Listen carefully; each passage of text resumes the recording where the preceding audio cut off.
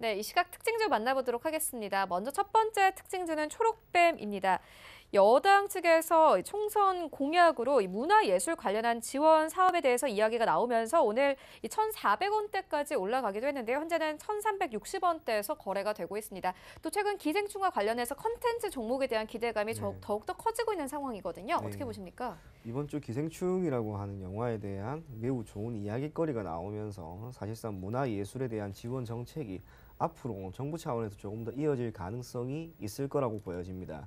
그와 함께 여당이 총선에 대한 공약을 내세움에 따라 초록뱀을 기반으로 하고 있는 다양한 문화 콘텐츠 기업의 주가 또는 실적 상승 모멘텀이 어느 정도는 갖춰졌다라고 할 수 있겠죠. 다만 지금 초록뱀 같은 경우에는 주가가 보합권에서 머무르고 있습니다. 이게 뜻하는 것은 문화예술에 대한 지원 정책을 할 것이다라고 하는 그 발표에 따른 효과가 크지 않다라고 하는 것을 의미하고 사실상 초록뱀뿐만 아니라 기타 다양한 종목들에서의 주가 상승을 단기적으로 기대하기는 어려운 것이다 라고 생각을 할 필요가 있습니다. 총선을 앞두고 공약은 얼마든지 나올 수 있습니다. 여러 가지 공약이 얼마든지 나올 수 있는데 그것들이 모두 기업들의 실적과 주가에 즉각적으로 반응하는 것은 즉각적으로 영향을 미치는 것은 결코 아닙니다. 좋은 기업이라면 결국에는 여러분들이 실적이든 재무든 안정적인 성장세를 기반으로 주가 또한 상승할 수 있으니까 초록뱀 오히려 지금 약세를 보이고 있는데 혹시나 최근에 들어가신 분 수익권에 있다면 가급적 정리하시고요. 신규 종목으로서 편입하려고 하시는 분이 있다면 오전에 이야기 드린 것처럼 현재 잘 가고 있는 2차전지, 심지어 반도체 관련된 기업들을 더욱 눈여겨보실 것을 권해드리겠습니다. 네, 알겠습니다. 이어서 다음 이 특징 종목 만나보도록 하겠습니다. HNT인데요. 현재 3% 이상의 강세를 가져가고 있습니다. 어떤 이슈들 때문에 좀 올라가는 건가요? 뭐 이제 H&T 솔직히 뭐 이제 자율주행 관련된 뭐 정부에서 발표에 인해서 지금 어느 정도 3% 이상 상승 흐름을 보여주고 있지만 최근 이제 자동차 업황에 대한 이제 회복에 대한 전망들이 나오면서 전체적으로 이제 자동차 업종 뭐 전기차, 뭐 소수차들이 전체로 상승세를 보여주고 있습니다. 하지만 이제 H&T 같은 경우에 전체적인 뭐 주가의 흐름을 살펴본다면 뭐 현재 계속 꾸준한 우하락을 하는 모습입니다.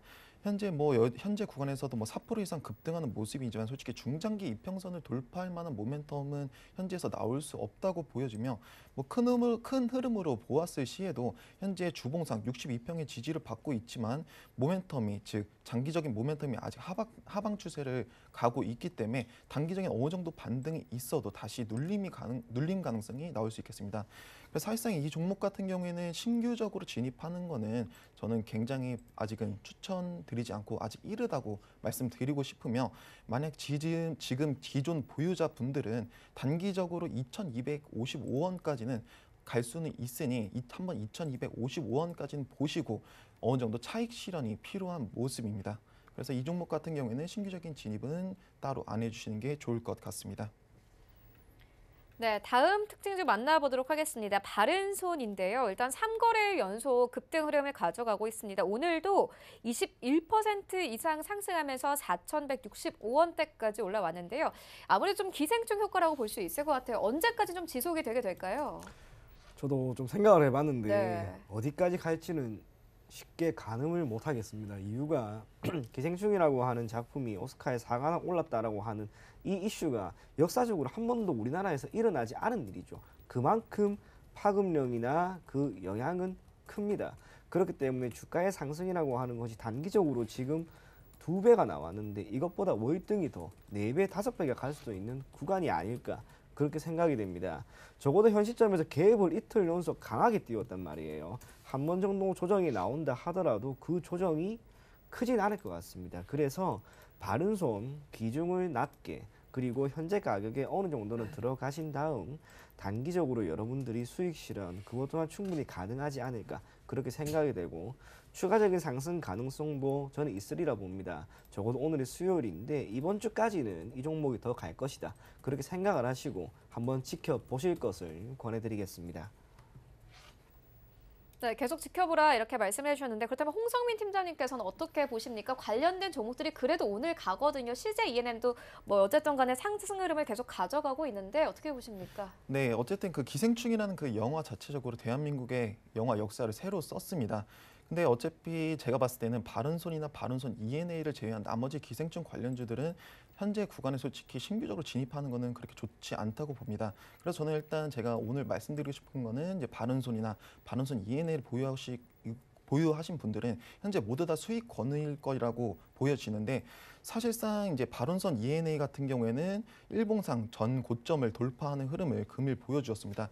일단 전 고점을 돌파했다는 흐름은 앞으로 추가적인 상승 여지를 더 열어둘 수 있고 사실상 이제 기술적 분석 시에는 단기적으로 쌍봉 형태를 만들고 있어 현재 구간에서 뭐 다음 날이 됐던 아니면 이번 주 중 어느 정도 조정이 나올 수 있지만 중장기적인 모멘텀이 살아 있기 때문에 또한 이러한 신진 테마성 종목들이 또 수급들이 쏠리다 보면서 다시 한 번 더 계속 연일 신고가를 갱신한 모습도 나올 수 있겠습니다.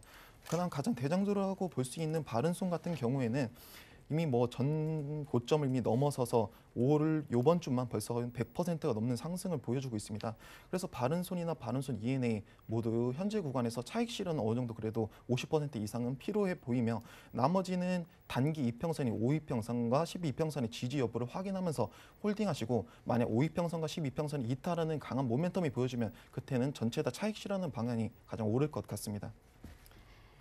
네, 이어서요. 오늘장 흐름 조금 더 살펴보고 가도록 하겠습니다. 저희가 시초가 공략주로 KMW를 좀 추천 의견을 드렸는데 현재 6% 가깝게 급등 흐름 가져가고 있습니다. 오늘 5G 관련 종목들이 일제히 잘 갑니다. 뭐 RF, HIC도 마찬가지고 서진 시스템, 오이솔루션까지 모두 급등 흐름 가져가고 있는데요. 사실 어제부터 5G가 앞으로 갈 것이다 이런 이야기 계속 나왔어요. 네. 어떻게 보십니까? 제가 오늘 오전에 방송국에 오기 전에 라디오 방송에서 이야기를 들었던 것 같습니다. 미국이 이제 5G를 어느 정도 상용화를 구체적으로 할 것이다라고 하는 이야기가 나오면서 해당 섹터에 있던 종목들 대다수가 상승하는 흐름이 나온 것 같습니다.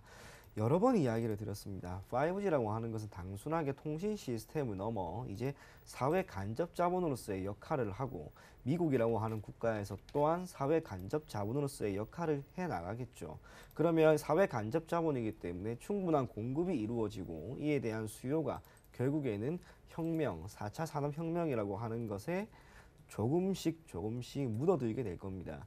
그렇기 때문에 산업이 가지고 있는 산업 파이는 엄청나게 클 것으로 보여지는 만큼 아직까지 주가가 여기에서 마무리될 만한 구간은 결코 아닙니다.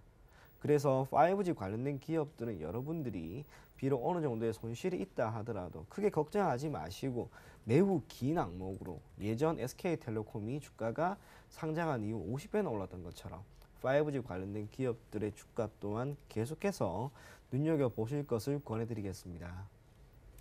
네, 그렇다면 홍성민 팀장님께서는 5G 관련 종목들 어떻게 보십니까? 저는 역시 2020년 계속 5G 계속 강세를 이어나갈 것으로 보여지고 있습니다. 일단 5G 섹터 경우에는 이제 우한 폐렴이라는 낙폭의 다른 섹터에 비해 회복이 더딘 모습이지만 최근 이제 5G 투자 촉진 3대 패키지 추진 소식 그리고 신종 코로나 바이러스 확산으로 인해 세계 5G 시장이 중국이 흔들 것이라는 우려의 급락세를 보이던 관련주들이 우려가 과도했다는 분석들이 계속 나오고 있습니다. 국내 대다수 네트워크 장비 업체들은 이제 국내나 베트남에서 제품을 생산하고 있다며 실제 피해 가능성은 크지 않다고 분석할 수 있으며 지금처럼 이제 우한 폐렴 관련해 어느 정도 낙폭이 있었던 5G 관련주 역시 유심 있게 봐야 하고 이제 나머지 같은 경우에는 이제 관련주들이라고 할 수 있는데 관련주 정도 두 가지 정도 한번 살펴본다면 현재 5G에서 이제 솔리드 먼저 한번 봐드리겠습니다. 솔리드 같은 경우에는 금일 한 10% 가까이 상승 흐름을 이어가고 있습니다. 근데 솔리드 같은 경우에는 현재 구간에서 이미 장대 양봉의 흐름이 나오고 있고 그리고 대량 거래가 지금 터지는 모습입니다. 단기적인 뭐 중기적인 장기적인 모두 모멘텀들이 이제 고개를 들기 직전이나 아직 볼린저 밴드 상단 부근 그리고 현재 매물대 상단 부근에서 저항을 받을 수 있기 때문에 신규적인 진입보다는 이제 기존 보유자분들이 현재 구간에서 약 30%의 차익 실현을 한번 해주시고 나머지 비중 같은 경우에 다시 조정이 나오는 5,800원 구간에서 진입하시는 게 가장 좋을 것 같습니다. 네, 그렇다면 좀 신규로 뭐 진입을 해볼 만한 5G 종목들도 있을까요? 네, 제가 그 종목에 대해서 이제 다음 주에 추천드리려고 했는데 미리 말씀을 드리면 네. 이제 DMS라는 종목입니다. 이제 DMS 같은 경우에는 이제 우한 폐렴에 대한 낙폭이 아직 회복이 되지 않고 현재 바닥권 구간에서 지금 계속 횡보하며 매물대에서 다시 매물 소화하는 과정을 보여주고 있습니다.